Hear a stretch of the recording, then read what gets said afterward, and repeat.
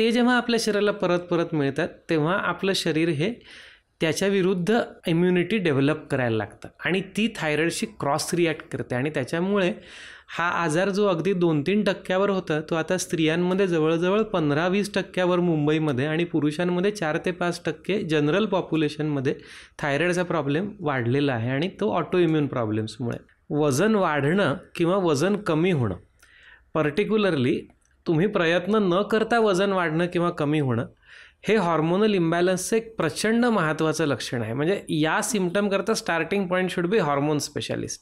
थकवा हा एक असं लक्षण आहे जिथे आपण बरेचदा जाऊ देणं, कशाला काय हे करायचं, काहीतरी झालं असेल आणि आपण काही विटामिन्स घेतो किंवा काय, पण थकवा हे पण आपल्या शरीरात हॉर्मोनल इम्बॅलन्स म्हणजे त्याच्यामध्ये मधुमेह आलं, थायरॉईड प्रॉब्लेम आलं, बाकीचे हॉर्मोन्स आले, त्यांचे कमी किंवा एक्सेस किंवा जास्त झाल्याचं लक्षण हे असू शकतं. एक गोष्ट मी सांगू इच्छितो की बोन पेन्स म्हणजे हाडं दुखणं हे विटॅमिन डी आणि पॅराथायरॉईड या हॉर्मोन्समध्ये इम्बॅलन्स असण्याचं एक प्रचंड कॉमन लक्षण आहे. म्हणजे विटॅमिन डी कमी असणं, विटॅमिन डी हे एक हॉर्मोन आहे विटॅमिनपेक्षा, तसंच पॅराथायरॉईड हे पण एक हॉर्मोन आहे ज्याने बॉडी पेन्स होऊ शकतात. याच्यामध्ये एक गोष्ट लक्षात घ्यायला पाहिजे की बऱ्याच हॉर्मोनल कारणांचं, आणि मी इथे लक्ष स्पेसिफिकली सांगू इच्छितो की इव्हन लठ्ठपणा यांचं कारण हे अनुवांशिकता असतं. आणि आपण बरेचदा दुसरं काही, अरे मी जास्ती काम केलं असेल म्हणून मला आज थकवा येते, पण तुम्ही 2 वर्ष अगोदर तेच काम बरोबर करत होता, किंवा आता तुमचं वजन वाढतं आहे पण पहिले वाढत नव्हतं, किंवा आता युरिनला जास्त होतं आहे, तुम्ही पाणी तुम्हाला जास्त प्यायला लागतं, पहिले होत नव्हतं. हाय, कसे आहात सगळे? अवतीभोवतीच्या नव्या कोऱ्या एपिसोडमध्ये तुमचं सगळ्यांचं परत एकदा मनापासून स्वागत.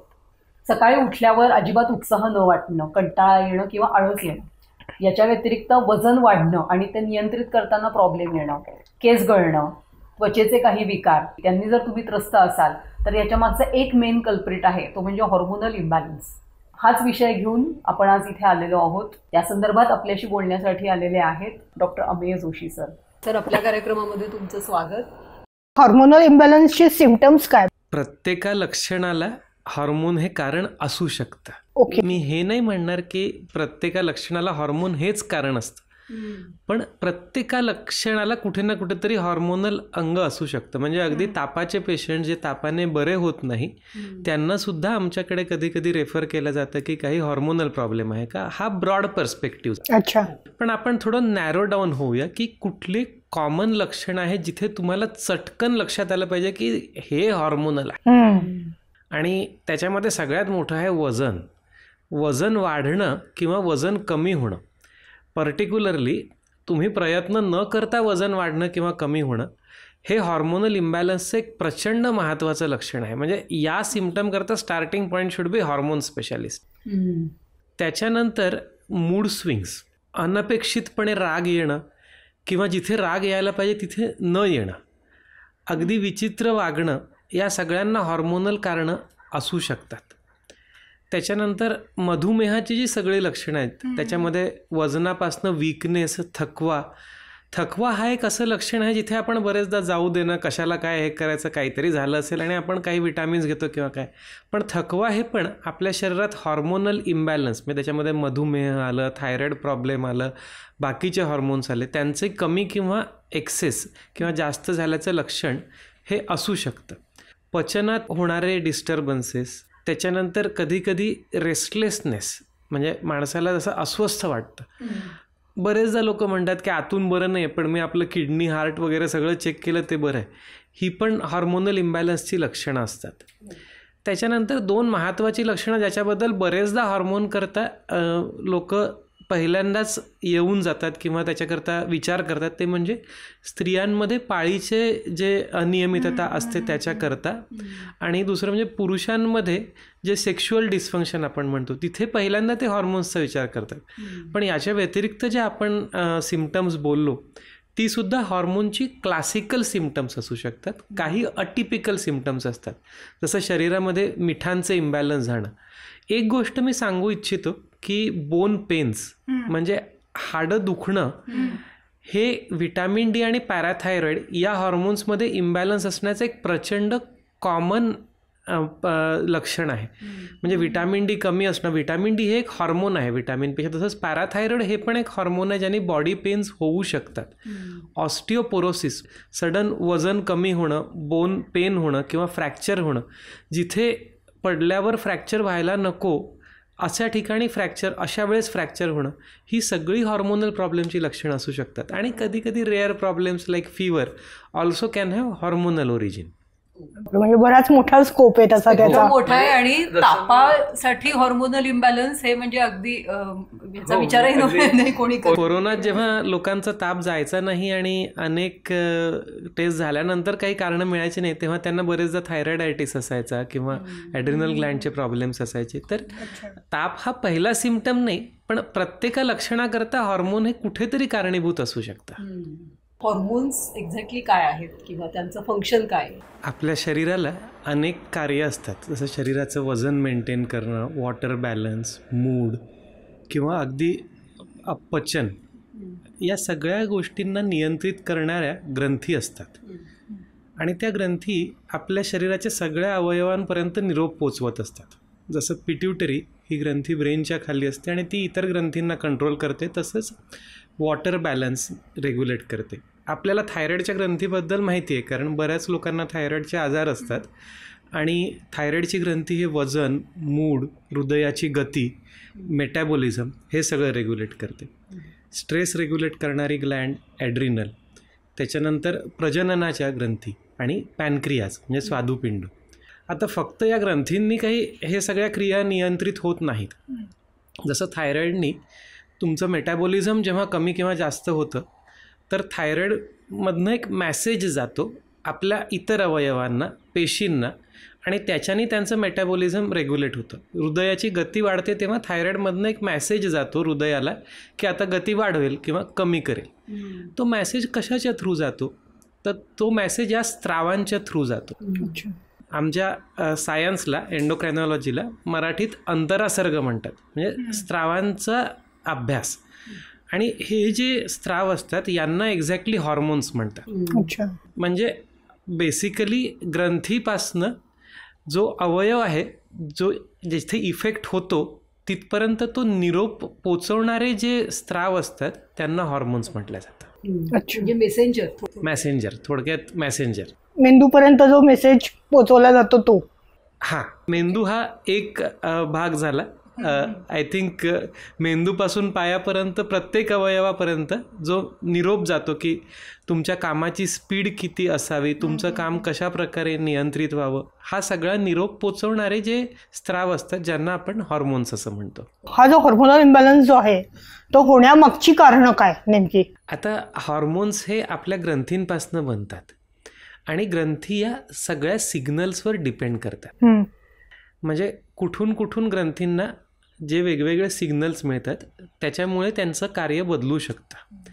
याच्यामध्ये एक गोष्ट लक्षात घ्यायला पाहिजे की बऱ्याच हॉर्मोनल कारणांचं, आणि मी इथे लक्ष स्पेसिफिकली सांगू इच्छितो की इव्हन लठ्ठपणा यांचं कारण हे अनुवांशिकता असतं. आणि आपण बरेचदा दुसरं काही, अरे मी जास्ती काम केलं असेल म्हणून मला आज थकवा येते, पण तुम्ही 2 वर्ष अगोदर तेच काम बरोबर करत होता. किंवा आता तुमचं वजन वाढतं आहे पण पहिले वाढत नव्हतं. किंवा आता युरिनला जास्त होतं आहे, तुम्ही पाणी तुम्हाला जास्त प्यायला लागतं, पहिले होत नव्हतं. तर या सगळ्यांकरता हॉर्मोनल इम्बॅलन्स हे कारण असू शकतं, पण त्याचं बरेचदा अनुवांशिकता हे पण कारण असतं. असं जसं कोणी म्हणतं की सर मला डायबिटीज झाला किंवा माझा कोलेस्ट्रॉल वाढला आहे पण मी तर काहीच चूक केली नाही, पण इथे अनुवांशिकता येते आणि हे एक खूप मोठं हॉर्मोनल इम्बॅलन्सचं कारण आहे. दुसरं म्हणजे आपली जीवनशैली. याच्यामध्ये नीट झोप न येणं. एक गोष्ट आपण लक्षात घेतली पाहिजे की तुमची झोप बरोबर झाली नाही की वरपासून खालपर्यंत सगळे सिग्नल्स डिस्टर्ब होतात. आणि अगदी स्ट्रेस आपण म्हणतो, पण त्या स्ट्रेसचा पण फरक जेव्हा झोपेवर पडतो तेव्हा हॉर्मोनल इम्बॅलन्सेस वाढतात. ऑब्व्हियसली स्ट्रेस हा कुठल्या हॉर्मोननी नियंत्रित होतो? तो म्हणजे कॉर्टिसॉल. सो तुमची जी स्ट्रेस रिॲक्शन आहे ती कॉर्टिसॉलमुळे, आणि जेव्हा तुम्हाला स्ट्रेस येणार तेव्हा कॉर्टिसॉलमध्ये इम्बॅलन्स होणार आणि त्याची लक्षणं दिसणार. ही सगळी स्ट्रेस रिलेटेड, जीवनशैली रिलेटेड कारणं झाली. आता काही गोष्टी मात्र आपल्याला लक्षात घ्यायला पाहिजे, ज्याच्याकरता एक आपली सामाजिक जबाबदारी आहे, आणि ते म्हणजे एंडोक्राईन डिसरप्शन. एक 25-30 वर्ष अगोदर आपण पाहिलं तर हॉर्मोनल इम्बॅलन्सेस कमी होते, आणि आपण असा जर विचार केला की ठीक आहे तेव्हा टेस्टिंग नव्हतं, पण तरी ज्या प्रमाणात हॉर्मोनल प्रॉब्लेम्स वाढलेले आहेत याच्याकरता आपल्या शरीरात जाणाऱ्या मिठापासनं ते जाणारे केमिकल्स, फूड ॲडिटिव्स, प्रिझर्वेटिव्स, यावर्षी ॲक्च्युली आमची जी एंडोक्राईन सोसायटी आहे, म्हणजे तुम्हाला जर काही हॉर्मोन्सबद्दल रेग्युलर अपडेट घ्यायचं असेल तर तुम्ही एंडोक्राईन सोसायटी ऑफ इंडियाच्या पेजवर व्हिजिट करा. तर we have taken a stand की आम्ही एंडोक्राईन डिसरप्टर्स, म्हणजे वातावरणात जे केमिकल्स पसरलेले आहेत, आणि आपल्या बोरिवली एरियात तर air quality is one of the worst in Maharashtra. तर त्याच्यामुळे जे सगळे हॉर्मोन्स, बेसिकली हे केमिकल्स काय करतात, तुमच्या ग्रंथींना सिग्नल देतात, चुकीचा सिग्नल देतात. आजकाल आपण पाहतो की म्हणजे काही मुलींना 8व्या 9व्या वर्षी 7व्या वर्षी पण पाळी यायला लागते. का बरं होतं? कारण हे सगळे हॉर्मोन्स ट्रिगर करतात. आपण काही मांसाहारी लोक असतात, त्यांच्या जेवणामध्ये जो मांसाहार जास्त रुचकर करायला हॉर्मोन्स दिले जातात, आणि अगदी व्हेजिटेरियन फूडमध्ये जे आपण रेस्टॉरंट्समध्ये खातो, अन्न चांगलं दिसायला त्याच्यामध्ये केमिकल्स वापरले जातात, आणि ह्या सगळ्यांनी पण हॉर्मोन्सवर परिणाम होऊ शकतो. शेवटचं म्हणजे व्हायरसेस. आपण पाहिलं कोरोनानंतर लठ्ठपणा वाढला, हार्ट प्रॉब्लेम्स वाढले. हे सगळे व्हायरसेसमुळे ग्रंथींना चुकीचे सिग्नल जाऊन झालेले हॉर्मोनल इम्बॅलन्सेस आहेत. तर I mean if you have to broadly divide, अनुवांशिकता, केमिकल एक्सपोजर ज्याला आपण एंडोक्राईन डिसरप्शन म्हणतो, लाईफस्टाईल फॅक्टर्स आणि व्हायरसेस, हे मुख्य हॉर्मोनल इम्बॅलन्सेसचे कारण. आता कधी कधी हेही गोष्टी असतात की कुणाला ग्रंथीमध्ये ट्यूमर असतं, मग ते ग्रंथीचं ऑपरेशन करावं लागतं, मग ग्रंथीचे हॉर्मोनल इम्बॅलन्सेस असतात. आणि काही हॉर्मोन्स हे नैसर्गिक इम्बॅलन्सेस असतात, जसं मेनोपॉज, सडनली मेन्सेस थांबणं, किंवा कोणाची उंची जास्त कोणाची कमी, पण दोघंही नॉर्मल असतात, पण that is just a reflection of hormonal variability. कोणाची पाळी लवकर जाते, कोणाची उशिरा जाते, कधी कारण असतं कधी नसतं, पण या व्हेरिएबिलिटीज पण माणसाला त्रास देऊ शकतात, आणि त्याच्यामुळे आपण त्यांना इम्बॅलन्स म्हणूया. अच्छा. पण मुळात तुम्ही आता जे जसं म्हणालात ना, तर त्याच्यामध्ये मुळात प्रश्न हा असा पडला मला आता ऐकत असताना की हॉर्मोनल इम्बॅलन्सच्या वेळेला तुम्ही म्हणता की कारणं आणि अनुवंशिकता दोन्ही असतं, पण मुळात हे डिटेक्ट कसं होतं? म्हणजे असंही असू शकतं की अनुवंशिकता आहे आणि प्लस हॉर्मोनल इम्बॅलन्स पण असू शकतो, तर मग ते कसं डिस्टिंग्विश करता येतं? अगदी महत्त्वाचं आहे, आणि इथे मी सगळ्यांना लक्षात आणू इच्छितो की अनुवांशिकता म्हणजे जन्मतः प्रॉब्लेम नसतो. म्हणजे आता तुमच्या घरी आईवडिलांचं वजन जास्त आहे, पण बाळाचं जन्मतः वजन जास्त नसतं, त्याचं 6व्या 7व्या 8व्या वर्षानंतर वजन वाढायला लागतं. डायबिटीज जर आईवडिलांना 40व्या वर्षी झाला तर बाळाला पण जन्मतः तो नसतो. तर अनुवांशिकता हा त्याचा एक फक्त भाग झाला. Manifestation is again determined by the exposure that the person has. म्हणजे तुमच्या घरी जर सगळ्यांना डायबिटीज असेल आईवडिलांना, तर तुम्ही तो टाळू शकता, पण पहिलेपासनं अगदी ॲक्टिव्ह राहून. जसं आता क्लिनिकमध्ये आम्ही नेहमी पाहतो की आजी आणि नातू हे सोबत येतात, आणि आजी म्हणते की डॉक्टर आम्ही खाऊ नाही शकत पण याला खाऊ द्या. तेच आम्हाला सांगावं असं वाटतं की तुम्हाला जर असं वाटत असेल की तुमच्या नवीन पिढीने या हॉर्मोनल इम्बॅलन्समध्ये येऊ नये, तर तुम्ही जो डिसिप्लिन पाळता तो तिकडे पाळा. आता आपलं हे आहे की त्याचं निदान कसं होतं, आणि निदान हे बरेचदा सिम्पटमनी होतं, आणि सिम्पटम्स हे कधी कधी क्लिअर असतात की अरे या मुलाची उंची खूपच कमी आहे, किंवा पाळी आलीच नाही, किंवा अगदी सडनली 15 किलो वजन कमी झालं, अगदी म्हणजे रात्री मला अगोदर झोप यायची पण मागल्या 3 महिन्यापासून 8-10 वेळा युरिनला जायला लागला. आपण सगळी लक्षणं ऐकलीत. तर इथे माणूस समोरहून डॉक्टरकडे जाऊन टेस्ट करून घेणार, म्हणजे हार्मोन स्पेशालिस्ट असो नसो एक बेसिक डॉक्टर काहीतरी तर टेस्ट करणार, आणि या सिम्पटम्सनी याचं निदान होणार. पण बरेचदा तुम्ही जे म्हणालात की हे मॅनिफेस्ट कसे होतात, आणि ते कधीकधी म्हणजे सटल असतं मॅनिफेस्टेशन, समोरनं दिसत आहे. जसं बरेचदा येणारा थकवा, किंवा येणारी चक्कर, किंवा येणारी थोडीशी कणकण, किंवा थोडं डोकं दुखणं, किंवा अगदी कधी कधी भोवळ येऊन पडून जाणं, आणि मग लक्षात येतं की अरे यांचं तर ब्लड प्रेशर कमी झालं आहे. मग ब्लड प्रेशर का कमी झालं? तर हॉर्मोन्समुळे कमी झालं. बाकीच्या गोष्टी पण आपण लक्षात घेतल्या की पाळीचे प्रॉब्लेम्स वगैरे, आणि त्याच्याकरता मग लोक म्हणजे या सिम्पटम्सनी डॉक्टरकडे जातात, त्यांच्या टेस्ट करतात आणि त्याच्यानंतर मग निदान होतं. बरेचदा निदान प्रायमरी फिजिशियनकडे होत नाही, पण त्यांना लक्षात येतं की अरे काहीतरी हॉर्मोनल इम्बॅलन्स असेल आणि मग हॉर्मोन स्पेशालिस्टकडे पाठवण्यात येतं. झोपेवरती हॉर्मोनल इम्बॅलन्स कसा इफेक्ट, म्हणजे त्याचं काय एकमेकांशी कोरिलेशन आहे? बेसिकली झोपेचं आणि हॉर्मोन्सचं फार जवळचं नातं आहे. आणि एक आपण जसं पिट्युटरी हे सगळ्यांना माहिती असतं, थायरॉइड सगळ्यांना माहिती असतं, पण एक पिनियल नावाची ग्लँड असते ब्रेनच्या खाली, आणि त्याचंही एक हॉर्मोन असतो मेलॅटोनिन नावाचा. आणि बरेचदा आता लोक झोपेच्या गोळ्या घेतात की डॉक्टर मला झोपच येत नाही, मग सांगतात की डॉक्टर मला 4 वाजता झोप येते सकाळी आणि मी 9 वाजता उठतो. तर तिथे अगदी झोपेच्या गोळ्या घेण्यापेक्षा लोकांनी साधं मेलॅटोनिन नावाचं हॉर्मोन जरी घेतलं तरी त्यांनी सवय पडत नाही आणि झोपेचं रिसेटिंग होऊ शकतं. बरेच लोक हे जेट लॅग करतात, म्हणजे एका टाईम फ्रेमवरून दुसऱ्या टाईम फ्रेमवर, जसं युरोप किंवा अमेरिकेला गेल्यावर झोप रिॲडजस्ट करायला हे हॉर्मोन घेतात. तर याचं मेलॅटोनिन सिक्रिशन हे झोप स्वस्थ येणं न येणं हे रेग्युलेट करणारं हॉर्मोन आहे. त्याचे पण कधी कधी डेफिशियन्सी आणि प्रॉब्लेम्स होतात, नाही असं नाही. जनरल हेड इंजुरी होते किंवा डोक्यावर ज्यांना कधी कधी स्ट्रोक वगैरे हे आजार होतात, ब्लिडिंग होतं, त्यांना हे डिस्टर्बन्सेस असतात आणि त्यांची झोप डिस्टर्ब झालेली असते. पण झोप न झाल्यामुळे, आणि त्याच्याकरता सगळ्यात महत्त्वाचं कारण आहे सदैव उजेडात राहणं, स्क्रीनपासून दूर न राहणं आणि येणारा तणाव. आणि यांनी जेव्हा झोप येत नाही तेव्हा तुमच्या शरीरात मेलॅटोनिन योग्य प्रकारे सिक्रेट होत नाही. म्हणजे दोन्ही आहे की मेलॅटोनिनमुळे झोप येते, पण जर तुम्ही जबरदस्ती झोपला नाहीत कुठल्याही कारणामुळे, म्हणजे तुमची नाईट शिफ्ट आहे असं म्हणा, आणि आपल्या इथे बरेच लोक नाईट शिफ्ट करतात आणि त्यांच्यामध्ये डायबिटीज, ब्लड प्रेशर वगैरे हे आजार आपण सगळे पाहतो 15-20 वर्ष अगोदर येतात. आणि त्याच्यामुळे सगळं हॉर्मोनचे क्लॉक डिस्टेबिलाइज होतात, म्हणजे वरून जे फायरिंग येतं ते कमी होतं. आज आपण पाहतो की या लोकांमध्ये पिट्युटरी ग्लँडचे जे हॉर्मोन्स आपण मेजर केले तर अगदी साधे नॉर्मल माणसामध्ये पण हॉर्मोनल इम्बॅलन्स, जसं प्रोलॅक्टिन हे स्ट्रेस हॉर्मोन, कॉर्टिसॉल हे स्ट्रेस हॉर्मोन, म्हणजे स्ट्रेस डिपेंडंट हॉर्मोन सगळे वाढतात. ते तुमच्या शरीरामध्ये सगळी घालमेल करतात. मग शरीरामध्ये इन्सुलिनचं कार्य ठीक होत नाही, डायबिटीज होतो, लठ्ठपणा वाढतो. आपण इन्फर्टिलिटीचं प्रमाण या लोकांमध्ये प्रचंड पाहतो. म्हणजे थोडक्यात सांगायचं तर आपल्या शरीराच्या सगळ्या क्रिया अफेक्ट होतात झोपेमुळे, म्हणजे झोप न झाल्यामुळे. पण त्याचं मुख्य कारण किंवा त्याचं जे ट्रिगर असतं ते या ग्रंथींमधनं असतं की ग्रंथींना आराम मिळत नाही, त्यांना चुकीचे सिग्नल जातात, मग ग्रंथी ॲडॅप्ट चुकीचं करतात आणि मग सगळे सिम्पटम्स येतात. पण असं कुठलं हे सांगू शकता तुम्ही की ज्यांनी नॅचरल लेवलला झोप येईल?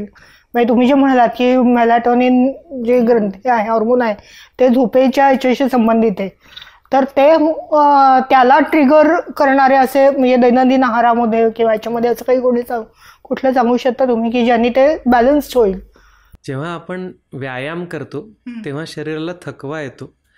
जसं sleep is a destabiliser for hormonal axis, exercise is a wonderful stabiliser for hormonal axis.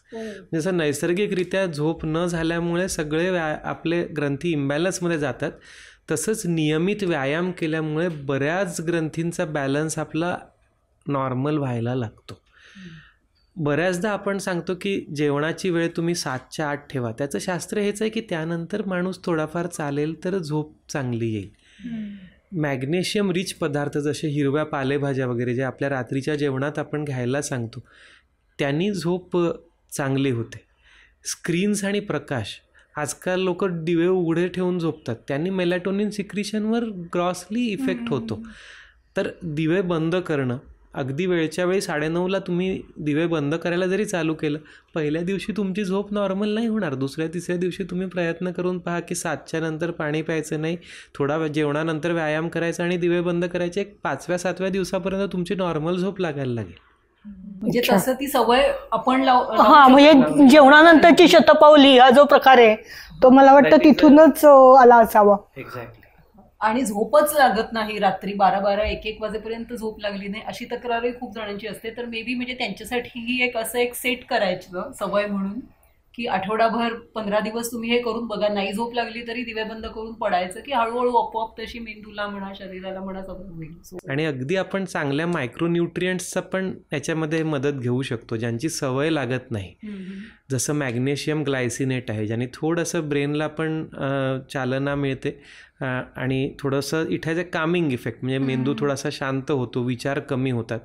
तसंच तुमचं जी स्लीप सायकल आहे ती नॉर्मल होते. मॅग्नेशियम हे हॉर्मोन्सला बऱ्यापैकी आनंद देतं एका प्रकारे. We call them as giving happiness to the hormones. म्हणजे आम्ही आमच्या सायन्सचं डिस्क्रिप्शन असं देतो की we are doctors who make your hormones happy. तर मॅग्नेशियमनी तुमचे हॉर्मोन्स हॅपी होतात किंवा त्यांना सुख मिळतं. त्यांनी तुमची शुगर पण कंट्रोल व्हायला मदत होतं, थोडंफार वजनात मदत होतं, तशी झोपेतही मदत होते. आणि ते मिळतं हिरव्या पालेभाज्यांमधून. हिरव्या पालेभाज्या आहेत, मॅग्नेशियमचे सप्लिमेंट्स अवेलेबल आहेत.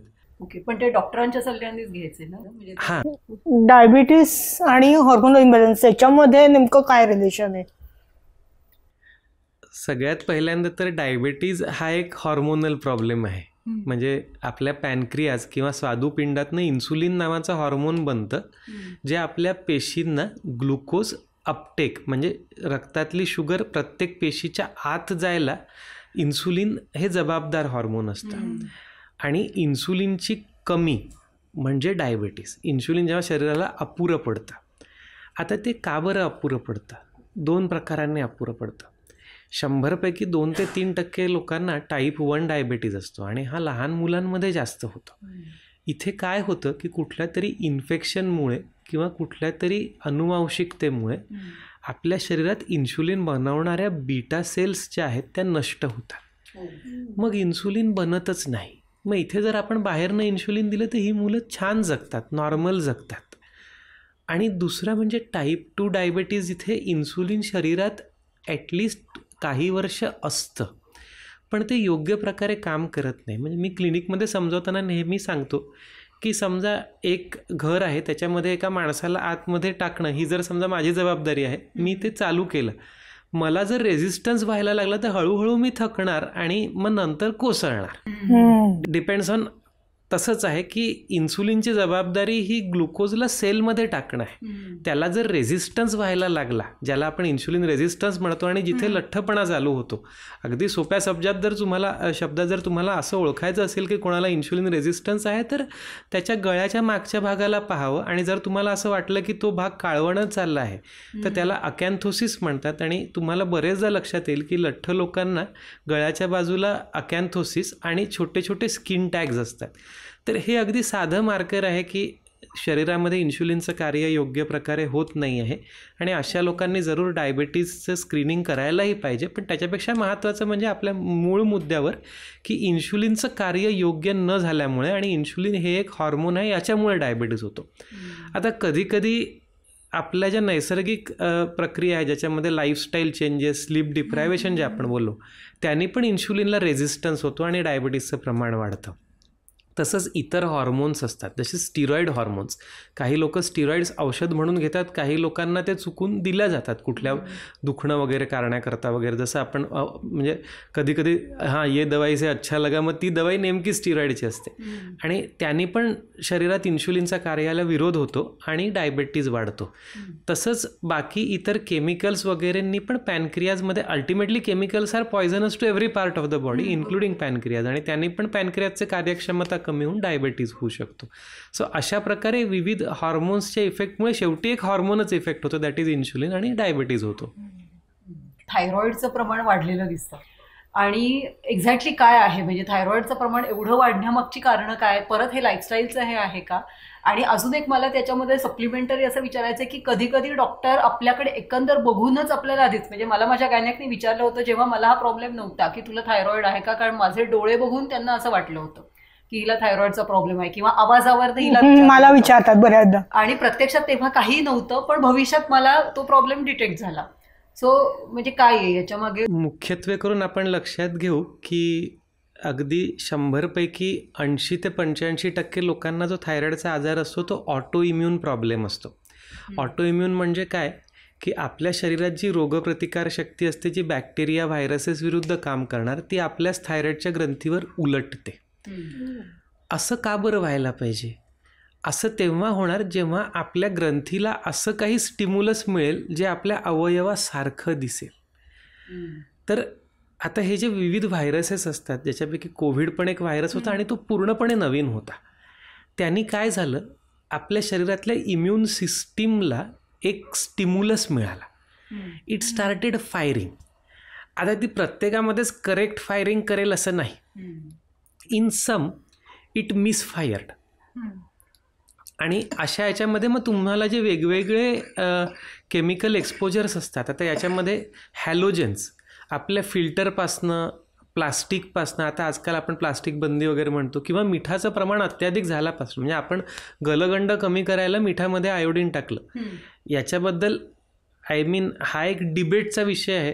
पण काही शास्त्रज्ञांचं असंही म्हणणं आहे की जिकडे आयोडीनची कमी नव्हती तिथे तुम्ही हॅलोजन इंट्रोड्यूस केलं, मग देन युअर बॉडी मिसफायर्ड, त्याची इम्युनिटी मिसफायर झाली. हाच एक छोटा भाग झाला. पण मुख्य म्हणजे आपल्या जे बाकीचे केमिकल आहेत, जसं क्लोरीन, ब्रोमीन, आयोडीन, हे अगदी प्रत्येका फूड ॲडिटिव्हमध्ये, तुमच्या अगदी प्युरिफायर्समध्ये, प्लास्टिक्समध्ये, कलर्समध्ये सगळीकडे असतात. आणि ते जेव्हा आपल्या शरीराला परत परत मिळतात तेव्हा आपलं शरीर हे त्याच्या विरुद्ध इम्युनिटी डेव्हलप करायला लागतं आणि ती थायरॉईडशी क्रॉस रिॲक्ट करते. आणि त्याच्यामुळे हा आजार जो अगदी 2-3% होता तो आता स्त्रियांमध्ये जवळजवळ 15-20% मुंबईमध्ये आणि पुरुषांमध्ये 4 ते 5% जनरल पॉप्युलेशनमध्ये थायरॉईडचा प्रॉब्लेम वाढलेला आहे. आणि तो ऑटो इम्युन प्रॉब्लेम्समुळे. थायरॉईड हा 2 प्रकारचा, अगदी ब्रॉडली सांगितलं तर हायपर म्हणजे जास्त काम करणारा ज्याच्यात वजन कमी होतं, हायपो म्हणजे कमी काम करणारा ज्याच्यात वजन वाढतं. हायपर थायरॉईड ज्या आजाराने होतो तो ट्रॅब नावाच्या एका अँटीबॉडीने होतो. आणि ती जी ट्रॅब अँटीबॉडी असते ती डोळ्याला पण सुजवते, म्हणजे डोळ्याच्या मागचे मसल्स थोडे बल्की करते आणि त्याने डोळे मोठे होतात. तसंच हायपोथायरॉइडिझममध्ये आपला आवाज थोडा घोगरा होतो आणि वजन वाढणं ही हायपोथायरॉइडिझमचं लक्षण आहे. आता डॉक्टर असं का बरं विचारतात, आणि बहुतांशी असं 100 लोक डॉक्टरकडे गेले तर डॉक्टर कमीत कमी 70 लोकांची जरी थायरॉईडची टेस्ट करतात. असं नाही की त्याच्यापैकी सगळ्यांनाच थायरॉईड निघतो, म्हणजे आय वुड से 5 जणांची टेस्ट केली तर एकाला निघतो. पण आपण थायरॉईडचा प्रॉब्लेम शोधायचा प्रयत्न का करतो, कारण याची ट्रीटमेंट सोपी आहे. म्हणजे पाळी बरोबर न येणं हे एका साध्या गोळीने पूर्णपणे बरं होऊ शकतं. वजन वाढण्यावर थायरॉईडच्या गोळीने रिझनेबली चांगला इफेक्ट येऊ शकतो. म्हणून आपण ट्रीटेबल गोष्ट नेहमी पाहायचा प्रयत्न करतो आणि म्हणून थायरॉईडची टेस्ट बरेचदा रुटीनली रँडमली पण केल्या जाते किंवा पेशंट्सना विचारल्या जातं.